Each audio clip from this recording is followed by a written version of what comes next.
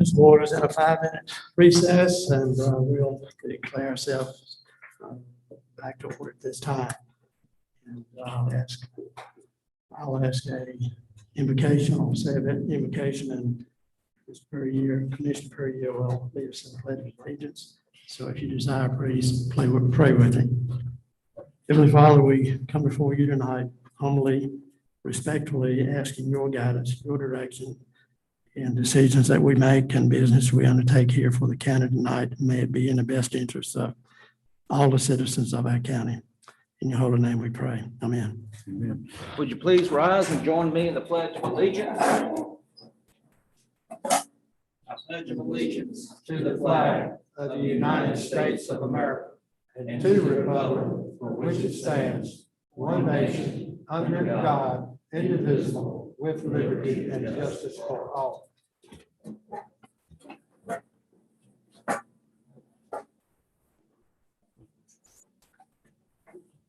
First on the agenda is discussion, adjustment, or approval of the agenda as presented. So moved. We have a motion to approve the agenda as presented. All in favor, say aye. Aye. Opposed, none, motion carried. Item number 1 is public hearing from July 12th. We're scheduled to continue at tonight's meeting. And again, it's a continuation of a presentation that already started. And for comments and updates. Yeah, the only thing that hadn't happened was I wasn't able to view the property as I had requested. I was told in no uncertain terms that I could not go and view the property without being escorted by the attorneys for the solar company. And so we could never arrange a date that worked. So that didn't happen. So I'm going to move that we continue this process until the next meeting because I have not had the ability to complete my due diligence. Yeah, so I'm going to make a motion that we continue this until the next meeting. Okay, board members, you heard that motion. Any questions or comments? All in favor of the motion as stated, please say aye. Aye. Opposed? Motion carried. Mr. Chairman, before the board gets away from this agenda item, let me just remind commissioners and interested citizens that application with respect to the proposed solar farm is not the traditional, usual agenda item that you're used to. It's not a legislative action. It is a quasi-judicial action. It's more like a court proceeding than the typical agenda item. And what that means, as my law partner explained at the last meeting, is that the board is required to decide on that application based on only competent, material, relevant evidence introduced during the public hearing. So what that means is there can't be ex parte communications. Citizens I know are used to picking up the phone and talking to commissioners. Can't do that with respect to one of these quasi-judicial hearings. So just want to remind everyone of that. Thank you. Thank you, sir. So then item number 2 is no longer relevant. So we close this public hearing at this time, or is that necessary?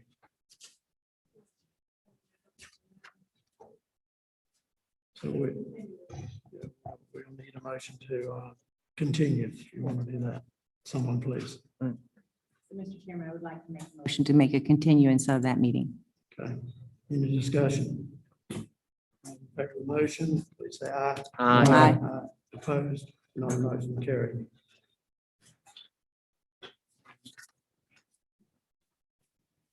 Next item on the agenda is public hearing. Request to add Mackenzie Chandler Drive and private roadway to database of roadway names for E911 dispatching. Do we have a motion to go into a public hearing? So moved. Any discussion? All in favor, please say aye. Aye. Opposed, none, motion carried. And Ms. Vaughn. We were approached several months ago by a private citizen on Stony Mountain Road. A third home is being built by a family member. Third home down a private easement necessitates the naming of an official road within the county. We polled all the nearby property owners, and everyone that responded came to an agreement that Mackenzie Chandler Drive is what they would like their road to be named. So I bring that before you today for approval as is required by state statute. Any questions? Questions? Clerk, we have public comments in favor of or in opposition to. Yes, sir. There were no one signing up to speak. Okay. Signed up to speak. Do we have a motion to close the public hearing? So moved. Questions? All in favor of closing the public hearing, please say aye. Aye. Opposed?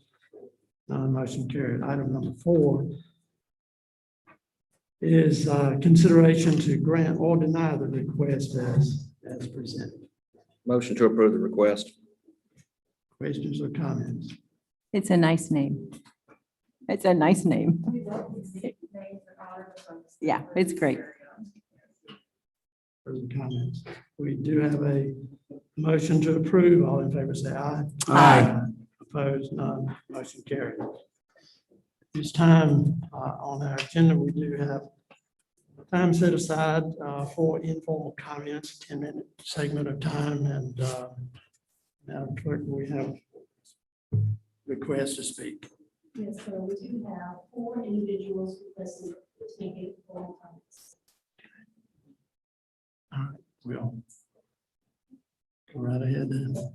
Sorry, I couldn't understand. Yes, go right ahead. The first speaker is Mr. Ray Jefferson, 38 Complex Center, Green Crossville. Good evening, Mr. Chairman, Commissioners. I'm Ray Jeffers, Cunningham Township, also Chair of our DSS Board, and that's my reason for coming tonight to speak to Commissioner Gentry's agenda item. We do not know exactly what she will present, so I can't speak too much on it. But if consolidation is what she is presenting, then I do want you to know that the DSS Board at our meeting last week voted 4-0 not in favor of consolidation, 4-0 in favor with Commissioner Gentry recusing herself. And so I want you to know that the entire DSS Board is here tonight, as well as our Director, Carlton Paler, and we will be in the audience when you take the agenda item up if you have any questions that we may be in assistance to. Thank you. Next, we have Mr. John C., 277 Barefoot Landing Lane, Zamora.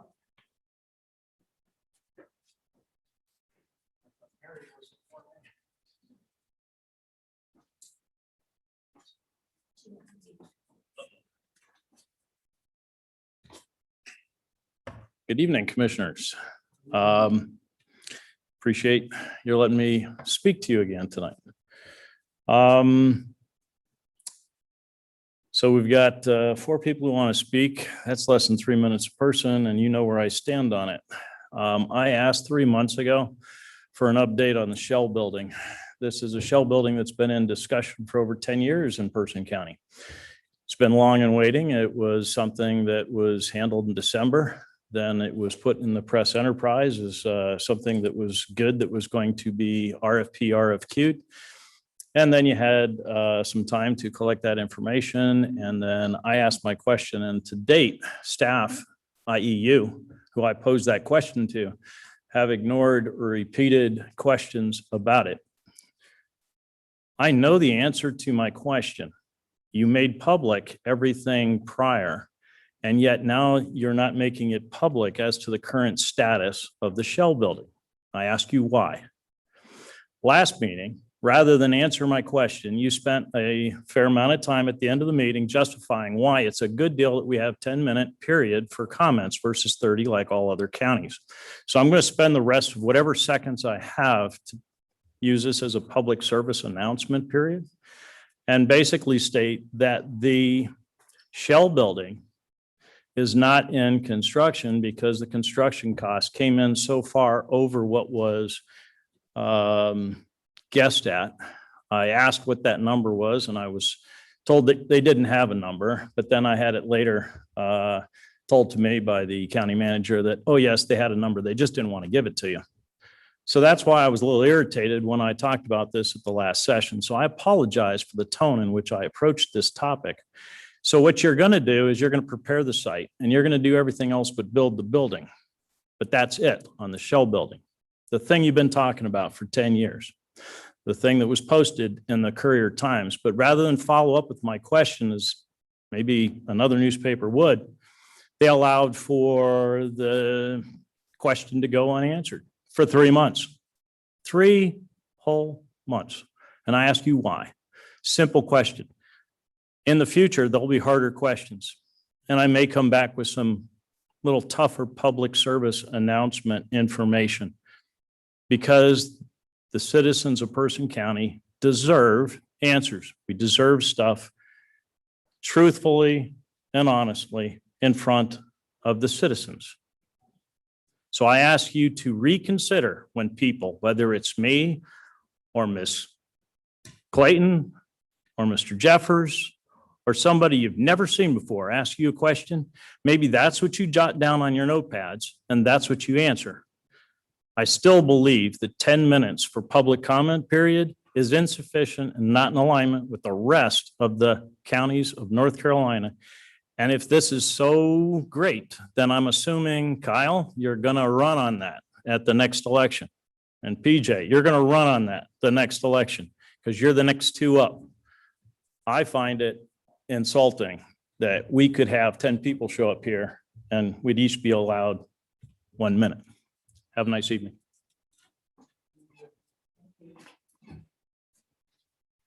Next, we have Miss Anderson Clayton, 546 Flat River Church Road.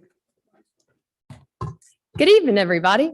Hello to the audience. My name is Anderson Clayton, and for those of you in the audience that don't know me, or for those tuning in online, I am the chair of the Person County Democratic Party here, and I'm really excited to be with you all tonight. Our next meeting is on August the 16th for the Person County Democrats. We meet uptown at 100 North Main Street. I would love to extend an invite to any of the county commissioners that want to come speak about issues in the county that you see going on, that you feel passionate about, that you believe a group of around 30 folks that usually show up at my meetings should be able to know about. They're active and they're involved citizens and they deserve to hear from you all. So that's an extended invite to any of the Person County Democratic meetings. We would love to have you all at them. I've started volunteering at the Word of Life Food Pantry in Person County. I'm not sure if you all know about it. It's up there on Hill Street. It's an organization that's really run by a lot of the reverends here, but I heard about it through Ed Priestaff and Reverend Blackwell and Reverend Brandon have just 2 guys that just do a really great job. I think of a Tuesday morning, they wake up around 6 a.m. and Tuesday and Friday, they go up there and they serve people in this community, which is what I think a lot of us are in this room, I hope, are really passionate about is serving people in this community. And so I'd also like to invite all of the county commissioners to come up there, meet with folks, meet with the 135 people that came through last Tuesday when I was up there, 135 families in this community that need food, that are going hungry, and that need us to really care about them and see them and care about the issues that affect them. So it's Tuesday and Friday. They do this every Tuesday and Friday. So if you can't make it this week, that's okay. We get up there at 7. We're there from 7 to 11. And I would love for y'all to come up there and volunteer and really meet these people face to face. I think that they would love to meet the people that represent them and tell them and hear from them about the issues that they really see and how we're going to address the issue of hunger in Person County, because it's something that we've been confronted with year after year, but especially in this pandemic, we've seen it rise exponentially, I feel like, here in Person. I didn't realize there were 136 people that could come through a food bank line, honestly, in this county. So it was really shocking for me to see that as well. But I believe that the county commissioners also deserve to see it.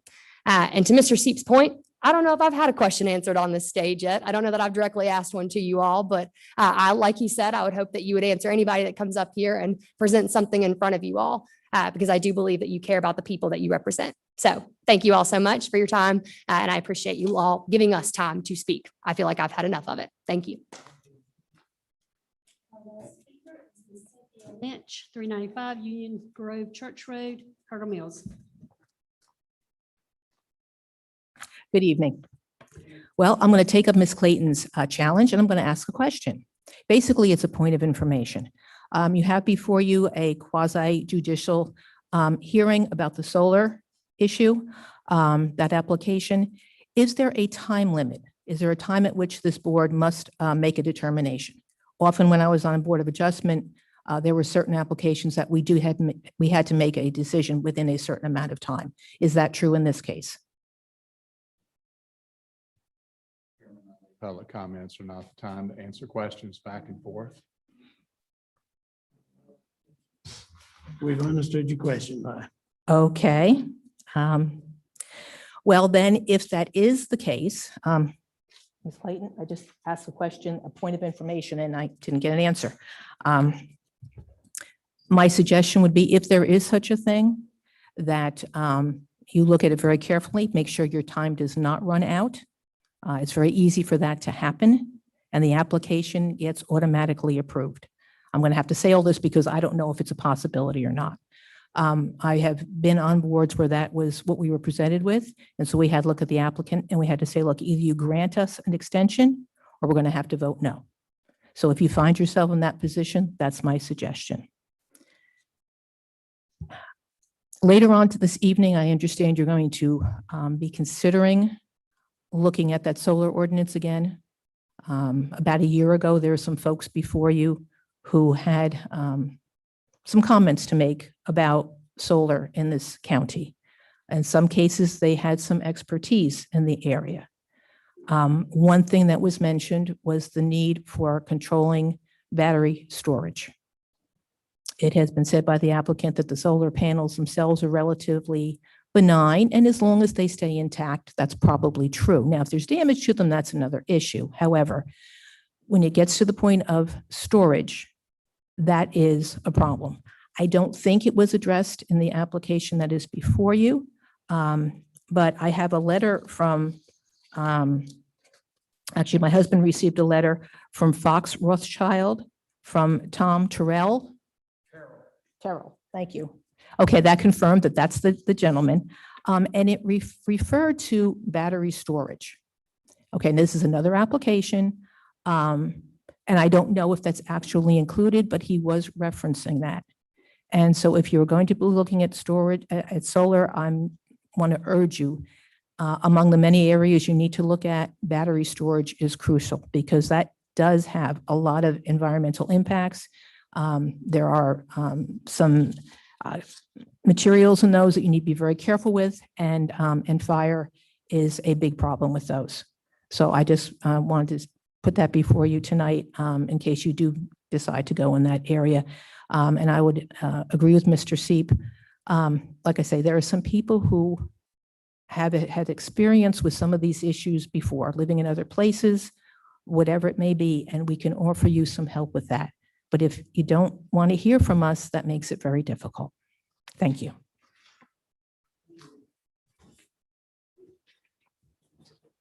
Item number 5 on our agenda is discussion, adjustment, or approval of the consent agenda as presented. Do I have a motion? Move for approval. Any discussion? Hearing none. All in favor, say aye. Aye. Opposed, none, motion carried. Unfinished business, item number 6 is consideration of the organization and governance structure for County Human Services. Commissioner Gentry. Thank you, Commissioner.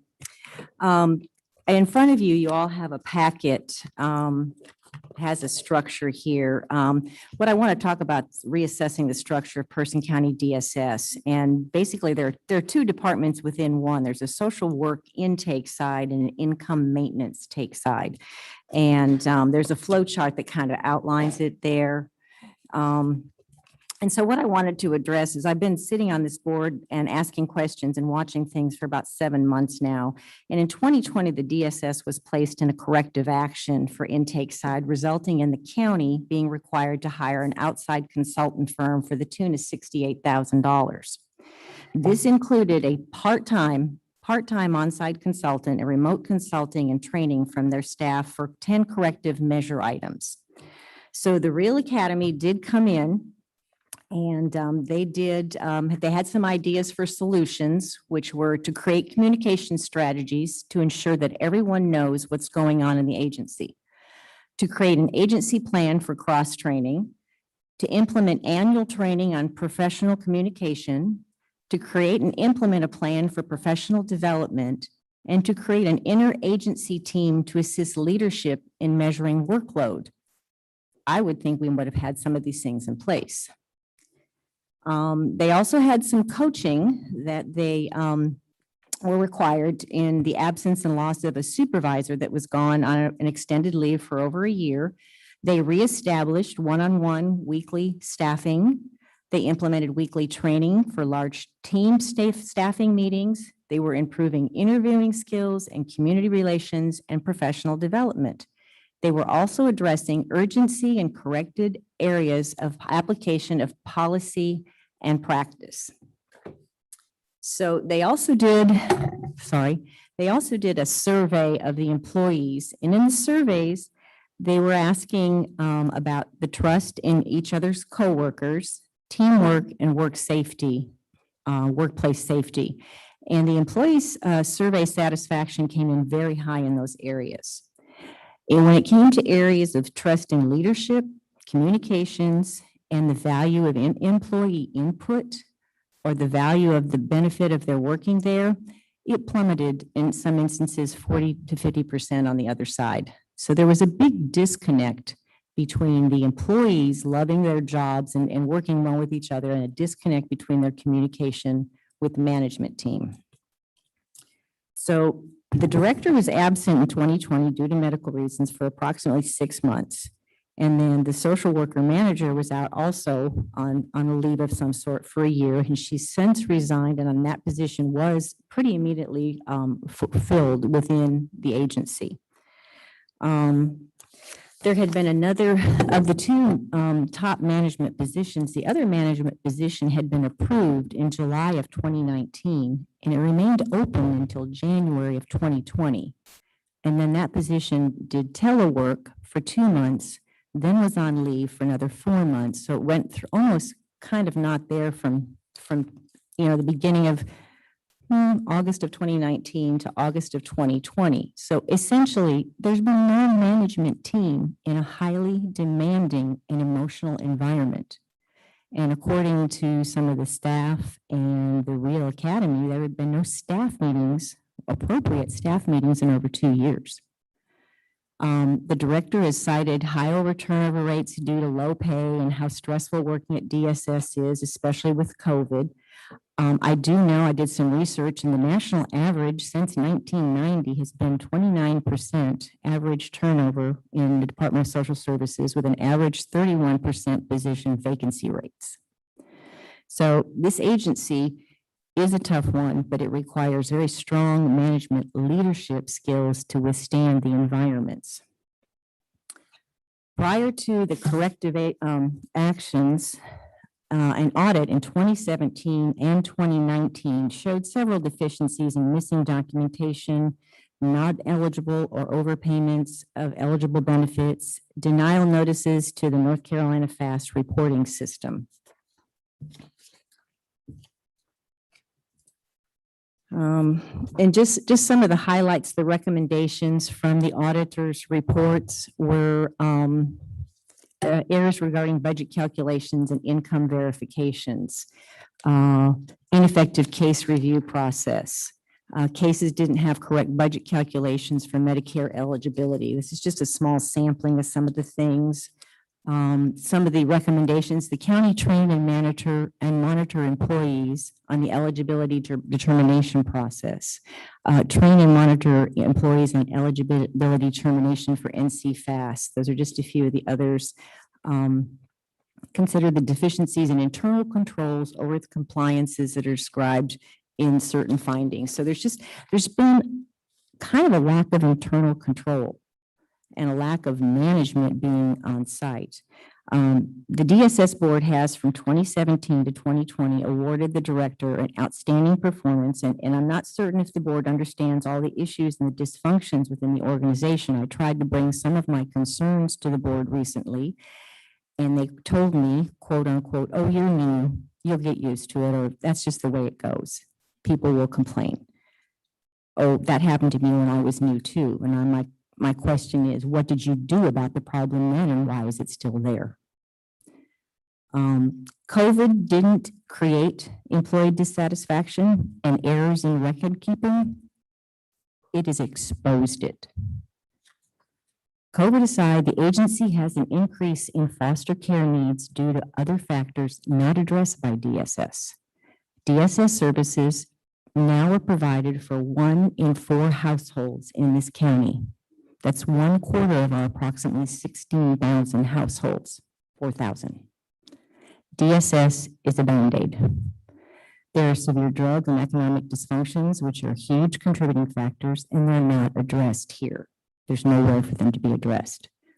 This is an indication of our overall county health. Public health is affected, yet none of this information is listed on the 2020 Person County State of Health profile on our website. Many counties have opted to combine health and human services programs into one consolidated human service agency.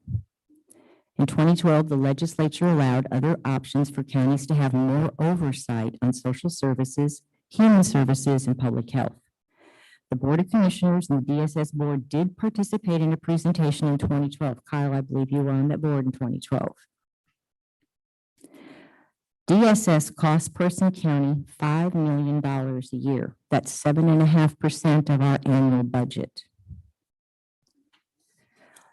The benefits of combining oversight for our health departments, our health boards, would be local oversight and accountability to the Board of Commissioners and the county manager. Right now, we pay out a lot of money. We have no oversight, except when something goes wrong, we have to pay for it. And if something really goes wrong, we can be in trouble with the state. DSS has internal controls of federal and state programs that should have oversight here. We're responsible. This is our county. Employees would also fall under Person County Administration. A revised health board would provide broader arena of professional healthcare experts to have oversight, and we would reduce some of the duplication on boards, streamlining the work. So there are 4 options that the board can look at. One of them is just the status quo, just to leave things as they are and hope that nothing else goes wrong. Number 2 is the Board of Commissioners can abolish all the health board and the DSS and assume the powers and duties of the boards. I don't think the Board of Commissioners wants to do that one. Number 3, the Board of Commissioners creates a new agency called the Consolidated Human Services Agency by combining DSS and the health departments. The Board of Commissioners appoints a new board to govern the consolidated agencies. And a 4th option, again, would be doing the same thing, but it would allow the governance to go back to the Board of Commissioners instead of an appointed board.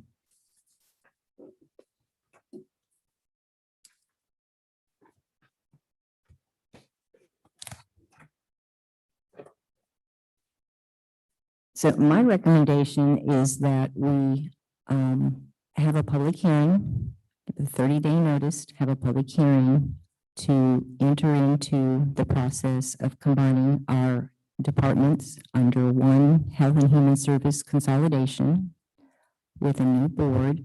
And I think this new board would be expanded and include many more health care professionals that could add a lot more guidance to the DSS. Currently, there on the board, there are no healthcare professionals that can give any advice or consent. And I believe that this would be helpful overall to bring more of the team of the larger scope of healthcare providers as well as lay people into the board. Are there any questions, board members? I want to hear from, go ahead. If I'm not mistaken, is this report, which you just given us today, the DSS board has not heard it, or have they heard what you've talked about today? They didn't want to hear anything that I had to say the other week. I'd like to hear from the chairman of the DSS board to, if he has some comments.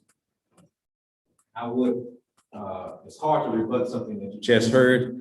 And Commissioner Gentry, you are incorrect when you tell Commissioner Sims that we did not want to hear your presentation, because prior to us voting not to be in favor of consolidation, we asked that you want to share with us what you were presenting, and you simply told us that you will be presenting your case on Monday. And that's when I asked that you would like to recuse yourself. Then when we had a motion on the table, you tried to come and speak on that motion, and I told you since you recused yourself, you could not speak during comment. This option she's speaking of, we looked at when I was served on this board back, I think in 2012, and we didn't see it as a benefit for the county then. I don't see it a benefit now, especially when she speaks to the money that the citizens put into DSS, which is a little over 4 million or 5 million, as she said. This option will cost you more. There is no savings with this option, because you have to hire, if you combine two departments, you have to hire combined human services director. Then you got to have someone like Carlton and someone like Janet. So you're not going to save anything by doing this.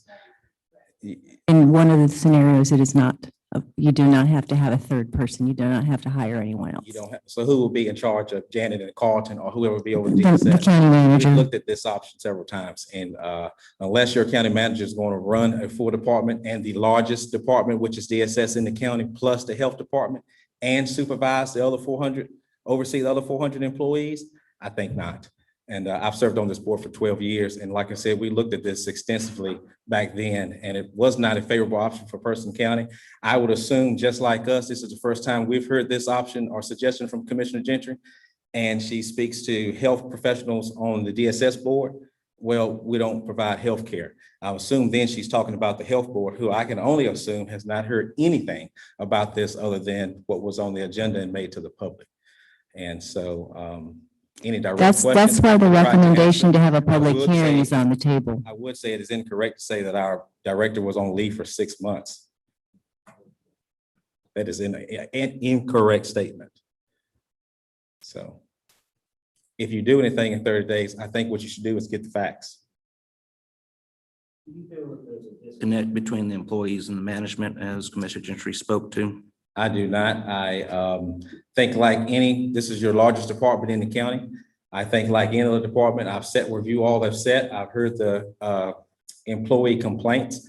I understood then as a member of this board, as I do as a member of the public, that you all don't get into personnel. And with the health and the DSS department employees, they are covered not only under your county personnel policy, but as well as your state personnel policy. So there are several ways for them to present a complaint with no fear of repercussion. And I think when I served on this board, that's what we told employees when they called us with complaints, to follow that protocol. And I think these employees have more protection than our other county employees, because they work under both the state and the county personnel policy. I'd like to say that looking at this chart here, the Board of Commissioners are at the top of the list here over all general services. That's the Social Services Board. Sir? That's the Social Services Board. That's not the Board of County Commissioners. Oh, okay, I'm sorry. DSS is by no means easy. I've served on the board for 12 years. I've served currently now on the state Board Associations Board for DSS boards. And it is a state-run program administered by the county. So a lot of times we are handcuffed on some things, and when we get a letter with the state saying we need to do something better, then we have to comply. But we also go back to the state and say, how can you help us better? Instead of just sending us unfunded mandates, which I fought against on this board for 12 years.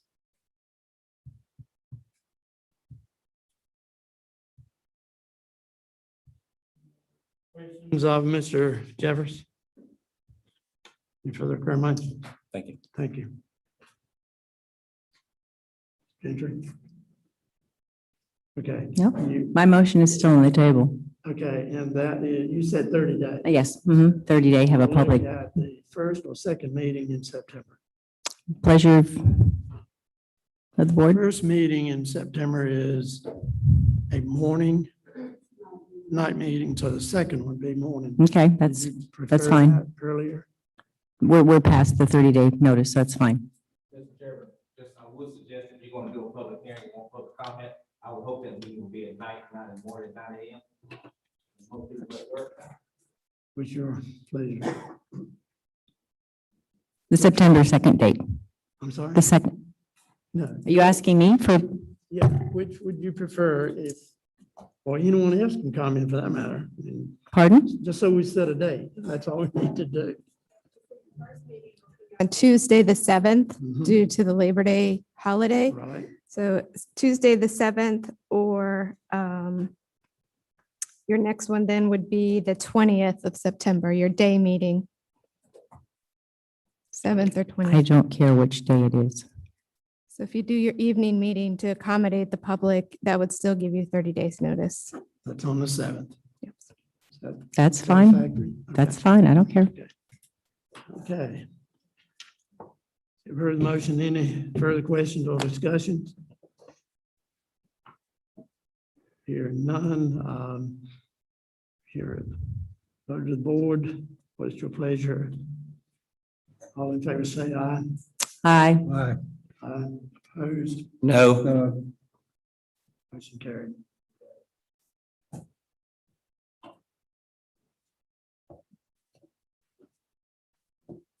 Okay, item number 7 on the agenda is development and moratorium process. Attorney Hankins. Thank you, Mr. Chairman. Let me say first that this issue is different from and should not be connected to any other matters pending before the board. If you all will think back to last year, long before I was appointed as the county attorney, the board had some discussions about what the rules, the county rules and regulations ought to be with respect to solar farms. And to give the board time to adopt some new and different, in some ways more stringent rules, the board imposed a moratorium on additional applications while the board was considering the changes. Eventually, the Board of Commissioners approved the changes. So those are your current rules and regulations under which some applications are currently pending. And now some of you, I know, have expressed an interest in adopting an ordinance to impose a new moratorium for a limited period of time to discuss the possibility of additional changes to the regulatory ordinances. The statutes give you, the board, the authority to do that if you choose. You have in your board agenda a memorandum that was prepared by our young associate in our law firm about the state statutes and the process that would be required. Let me start at the end of that where it says conclusion. The board has the authority, as I just said, to enact a development moratorium.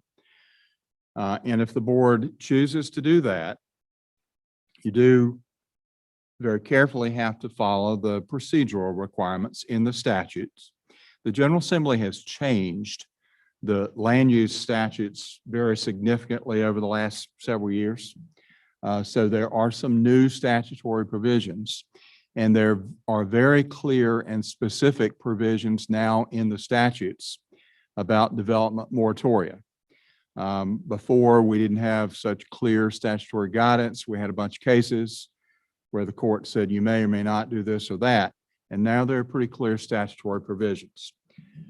So what it amounts to is this: if the board wants to consider imposing a moratorium, to give the board time, say 6 months, to consider additional changes to the solar farm regulatory provisions, then if you want to, as soon as tonight, you may instruct the staff to publish a notice of public hearing And a moratorium that extends more than 60 days requires a notice before the public hearing published twice. You could have the public hearing at your next meeting on August 16th if you wish to do that. And the staff has time to publish the notice twice. So that's where the matter stands. And obviously at the public hearing, as always, anyone who wants to speak to the board about the matter, for, against, or indifferent, certainly can appear and speak in the public hearing. And then based on what you hear and your own opinions, it is, as opposed to what I said about a quasi-judicial hearing, that decision by you on August 16th or whenever you consider the matter is a legislative determination, just like when you make any other change to the text of the zoning ordinance. It requires an ordinance because it is a change to other ordinances. But those are the highlights of what the law allows and the process to get there if you choose. And I am happy to answer. Well, let me say one more thing. So hypothetically, lawyers learned about hypotheticals in law school, and we haven't stopped learning about those. If the board were to impose a moratorium to give you time to consider changes to the ordinances, and then the board voted later to make some changes to the ordinance, do those changes apply to pending applications or not? Probably not. In almost every case, not. And the applicants, the property owners, have a lot to say about that because that's what the statutes say. You may adopt changes that a property owner likes. And so there is one provision in the law about an election of which rules to apply that is made by the property owner to an application. It's complicated. I won't say more than that, but probably any changes in the rules that you might adopt at the end or during a moratorium period would not apply to pending applications or other situations where the property owner has required what the law regards as vested rights. Happy to answer questions.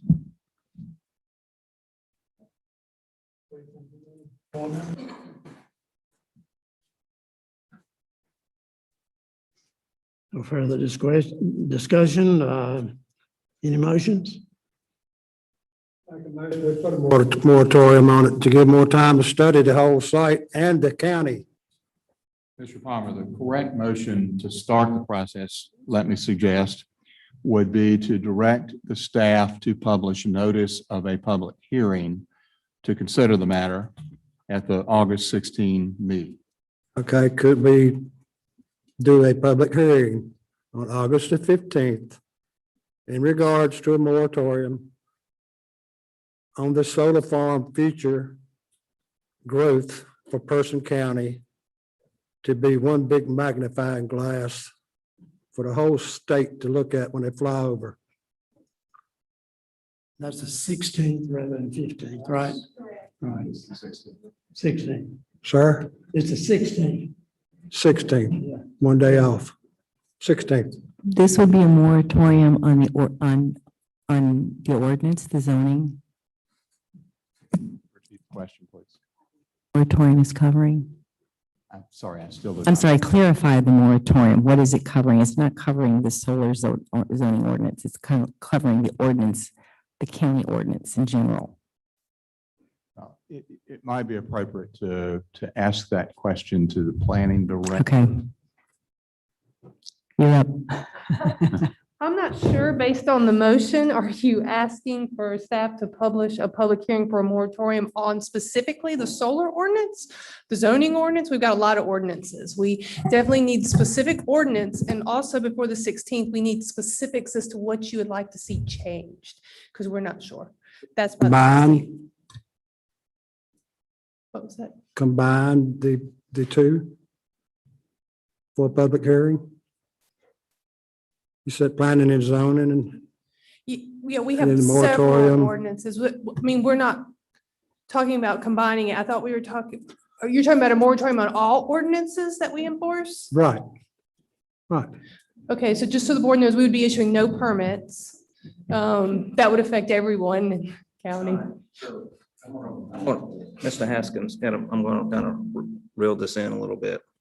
So understanding your own, similar to what this board did, well, the previous board did, we put a moratorium to look at our own ordinances, and which would prevent any further applications to be filed with the planning and zoning, as we did in 2000, I think it was 2019, 2020, around that time frame. February of last year, specifically for solar. You Okay. specifically called out that use. In fact, the clerk was kind enough to send me the notice of the public hearing that was used for that purpose last year. It might be helpful for me to read part of that. I can. It says the subject of the public hearing will be consideration of the enactment of an ordinance to place a moratorium on the placement of any and all new solar energy systems for a period of 6 months from the date of the moratorium enactment. So the key phrase is new solar energy systems. Now, let me hasten to point out, we're not talking about solar panels on rooftops, residential rooftops. There is another statute that restricts the authority of cities and counties to prohibit or restrict in any significant way those placements on rooftops. I think you are talking about more extensive energy generating facilities, certainly including solar farms. The applicant that's already in process, that moratorium does not impact that application. So any ones that are already on the books to be heard, that has no impact. But this would stop for 6 months for this board to examine these ordinances that we want to review, and just put a stop on it for 6 months. And so I would agree with the public notice, which Mr. Haskins has just read, because I think this is kind of similar to what the attitude of this board is looking at. And so I will be willing to, Mr. Palmer, do you agree with the public notice that the county attorney just said? Yes, sir. Okay. Absolutely. All right, so we have Mr. Chairman, we have a motion for that.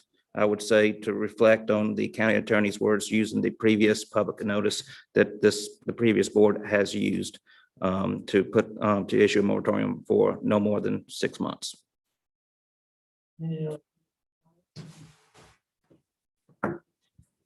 Okay, and we do have the motion all in. Lori, you look like you have something to say. I'm sorry. They specifically called out rooftops. Under level 1, we also have ground mounted less than a half acre.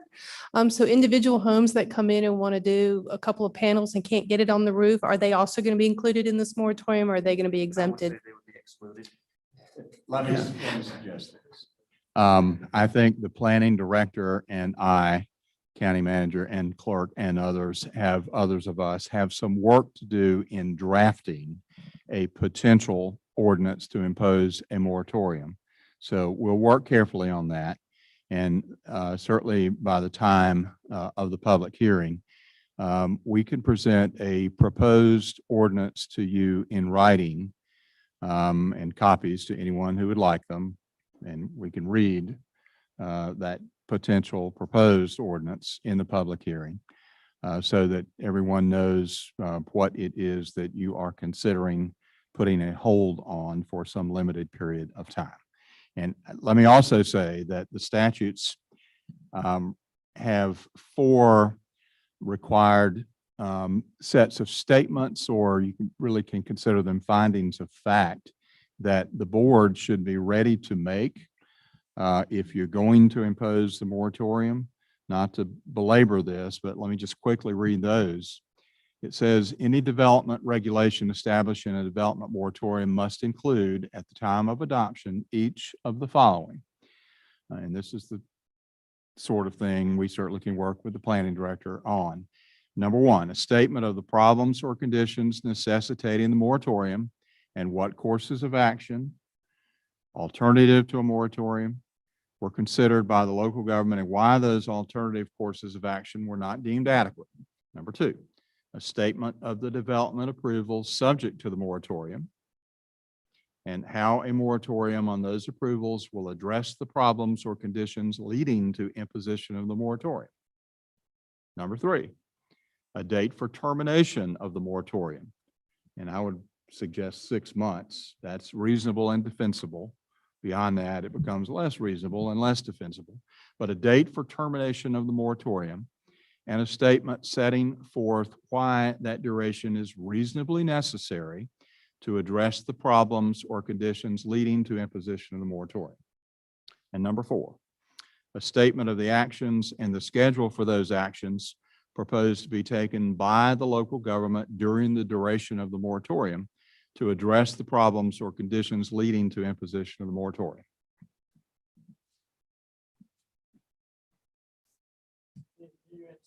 Take care of Yes, sir. drafting that. Yes, the board sees fit. I'd like to add one more topic here of concern. Used to be an avid fisherman, fished Mayo and Hyco lakes. About 15 years ago, there was resurgence and the bald eagle came back to Person County. Now, some of you may not care about your wildlife, but I think the bald eagle, the symbol of America, should be salvaged. This, go ahead. I'll let you interject. Can we vote on the motion regarding? I didn't realize we were getting ready to vote. And I'd be more than happy to hear your concern on wildlife. Let's go for it. Thank you. Motion on the table, all in favor, say aye. Aye. Opposed, none, motion carried.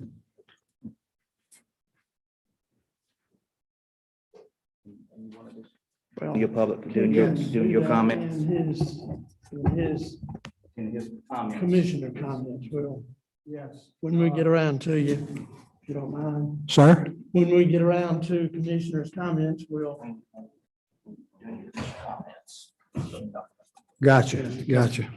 I can't hear. You know that. It's, might be a little hard, I don't know. Couple of things, as far as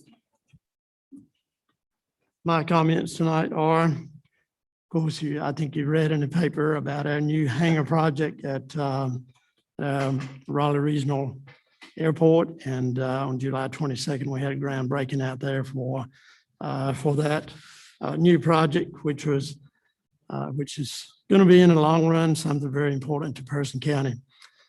More recent